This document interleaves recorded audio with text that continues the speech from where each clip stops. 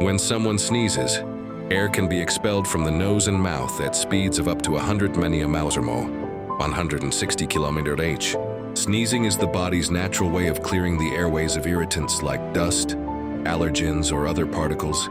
It starts when nerves in the nose sense something irritating and send a signal to the brain, triggering the sneeze reflex. During a sneeze, thousands of tiny droplets are released, which can carry germs. That's why it's important to cover your nose and mouth with a tissue or your elbow to prevent spreading illness. Sneezing is a simple but effective defense mechanism.